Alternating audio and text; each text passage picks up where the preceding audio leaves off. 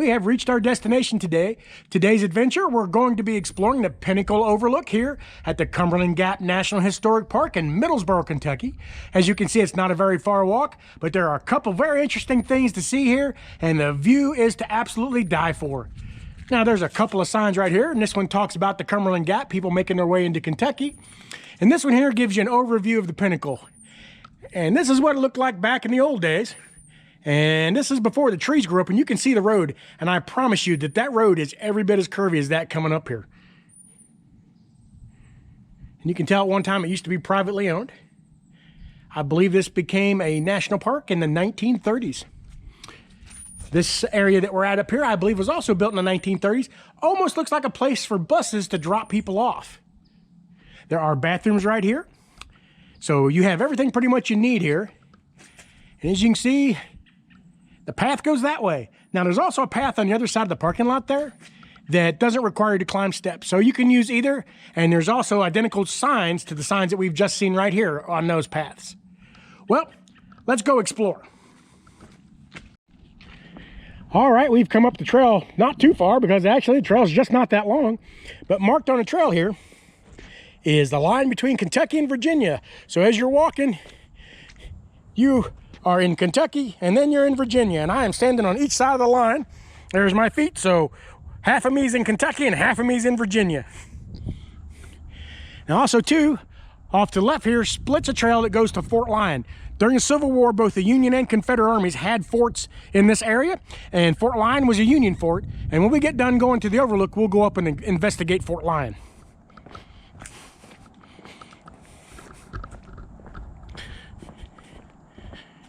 Now, as you can see, there's another trail coming in here to the right. That is the handicapped accessible trail that I was talking about that is on the other side of the parking lot from where we came up the steps. Well, just before we get to the Overlook is this amazing rock. That is unbelievable. I believe that's a pillar because it is freestanding.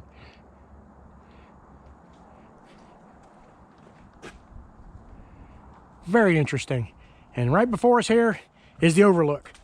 I'll meet you out there and we'll have a look around. All right, we have made it out to the Overlook at the Pinnacle. I'm just going to let you guys have a look around for a minute.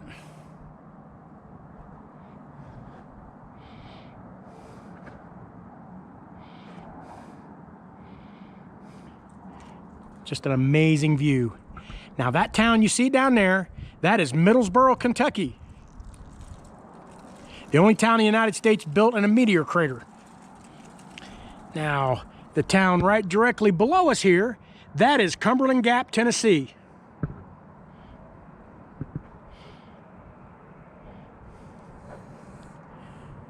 And then out there in the distance, that's Virginia. So you can see 3 states from here. And they say sometimes on a clear day, you can see clear to the Smokies from here. I don't think it's clear enough today, but man, you can see for miles. Well, unfortunately, we're past prime. Not very many trees left, but it's still awful pretty up here.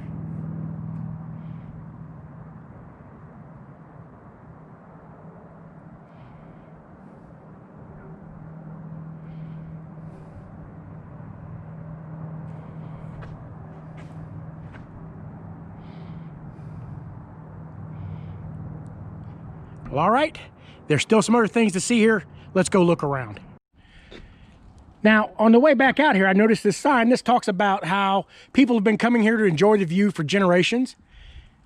And it shows the road that we saw on that first sign, and it was called Skyland Highway.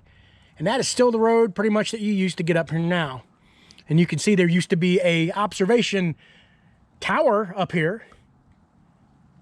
And then in the 1940s, when this became a park, they built the Overlook. Now, there's also a picture of what they call Chimney Rock. And it says it was a popular destination in the 1880s for people coming up from Middlesboro. That rock is just around the corner here. Let's go have a look at that rock. And there it is, Chimney Rock. That is the same rock that it was on that interpretive sign we were just looking at. in that picture from the 1880s. Doesn't look like it's changed much in over 100 years. Wind and the rain haven't toppled it yet. It's kind of off the path now, unless you know where to look. You wouldn't be able to find it. They sure don't encourage you to come this way.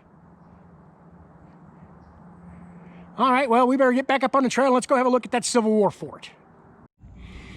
All right, we're back to where the trail splits to go to Fort Lyon. Now, this one wouldn't be handicap accessible, but pretty much anything here you could bring your kids to do. Anybody who's reasonably fit could do this, no problem at all. To go up here and have a look at the fort. All righty, we are inside the fort here. Now, this was both a Union and a Confederate fort. The Confederates built this in 1861 and called it Fort Pitt. And then when they retreated out of the Gap, the Union took it over and they called it Fort Lyon. Now, the Gap changed hands 4 times, although there was never a battle here. And at one time, there was a huge siege gun up here called Long Tom. And each time an army retreated out here, they would drop it off the side of the mountain. Well, the last time it was dropped off twice. And the second time it was dropped off the side of the mountain, it was just left. It ended up down by the Gap Cave, which is just over the hill from here. Well, quite a ways down, actually. And it was later picked up and salvaged for scrap. The fort was originally 240 feet long and 6 feet high. Now, at one time, there was an artillery piece in this fort right here to help mark it.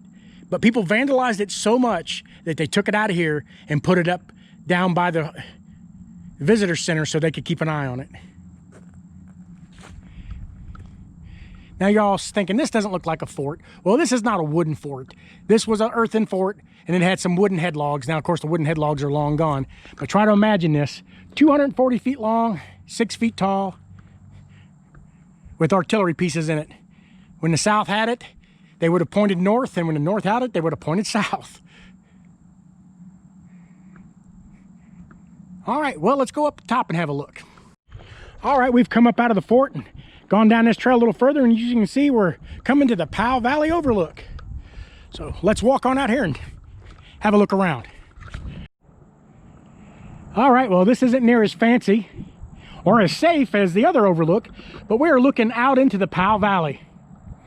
Now, the Powell Valley originally was Cherokee land, but during the Revolution and before that, this was a very important way for settlers to come into Kentucky. They would come up through the Powell Valley and in through the Cumberland Gap and make their way on into Kentucky.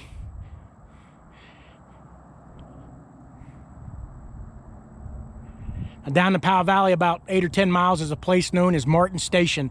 It's the last place to stop before you came to the Cumberland Gap.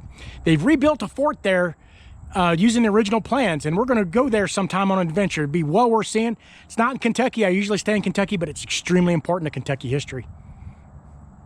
All right, one more view of the Powell Valley.